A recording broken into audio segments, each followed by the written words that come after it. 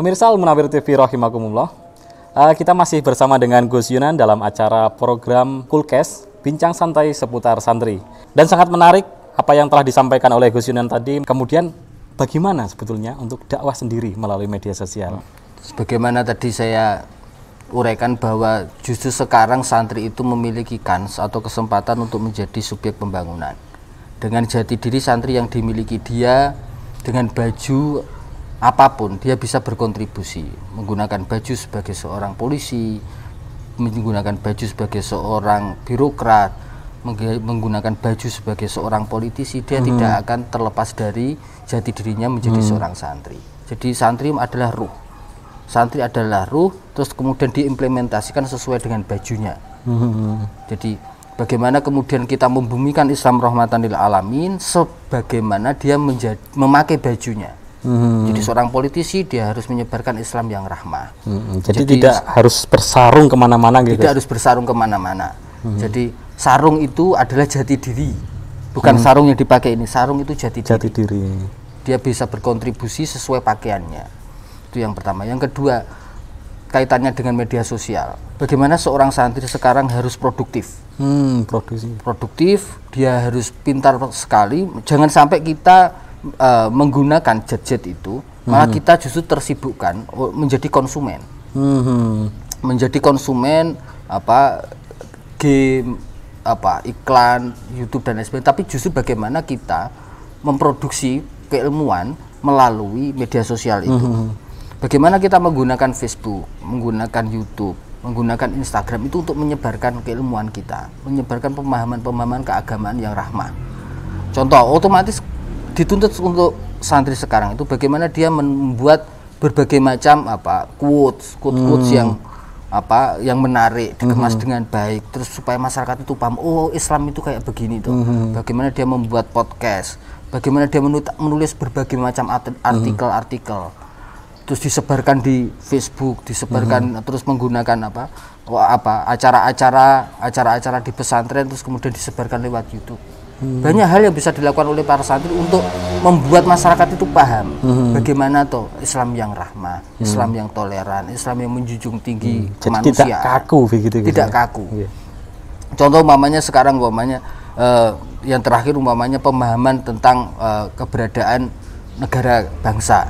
Kita sebagai negara bangsa, kita bukan negara agama. Bagaimana para santri itu memahami negara kesatuan Republik Indonesia sebagai negara bangsa.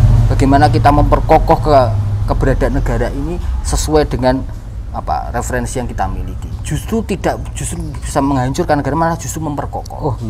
Memperkokoh komitmen kita atas kebangsaan. Apa yang sudah dirintis oleh seluruh founding fathers, oleh mbah-mbah yai dalam mendirikan negara ini, semuanya tidak ada yang bertentangan dengan ajaran-ajaran Islam.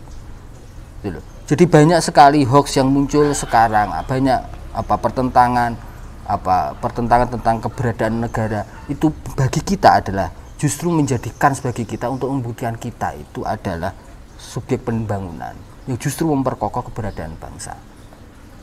Nah, keberadaan Hari Santri, terus kemudian banyaknya program pemerintah yang kemudian bersentuhan dengan santri itu menunjukkan adanya kontribusi.